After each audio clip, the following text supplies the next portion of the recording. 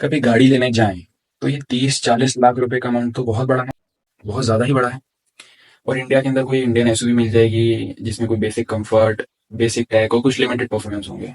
Same price में US, Germany, UAE के अंदर हमें लग्जरी गाड़ियां मिल जाएंगी, ऑडी, मर्सिडीज जैसी सी क्लास गाड़ियां मिल जाएंगी।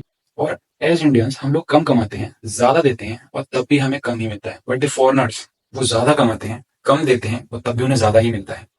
अभी वो क्या है, क्योंकि हमारी सरकार की कुछ 100% इम्पोर्ट ड्यूटी है, जिससे उन्हें लगता है कि यार इंडस्ट्रीज को फायदा होगा, इंडियन इंडस्ट्रीज को फायदा होगा, इंडियन इकोनॉमी बढ़ेगी।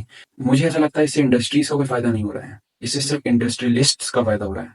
क्योंकि एक नॉर्मल इंसान जो एक बाहर के देश में 40 लाख की गाड़ी मिल रही है, उसे इंडिया के अंदर 1 करोड़ की मिलेगी। अभी जो 60 लाख का डिफरेंस है ना, ये सिर्फ 60 लाख का डिफरेंस नहीं है, ये इंडिया के अंदर रहने के लिए, इंडिया के अंदर रहने के बावजूद लग्जरी डिमांड करने का प्राइस है।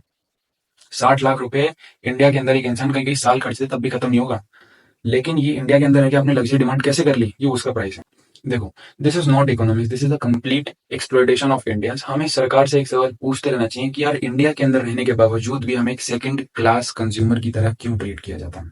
हमें क्यों ट्रीट किया जाता है कि यार इंडिया के अंदर कुछ भी बना दो, भांग उछड़ा इन्हें बेच दो, और जो बाहर से आने वाली चीजें हैं वो इन्हें महंगे बेचना, ताकि महंगी चीजें, बाहर की अच्छी चीजें तो ना खरीद पाए और इंडिया के अंदर इनोवेशन और ये अच्छी अच्छी चीजें ना पाए। इंडिया के अंदर कुछ भी जो कूड़ा कबाड़ा मिल रहा है यही खरीदें।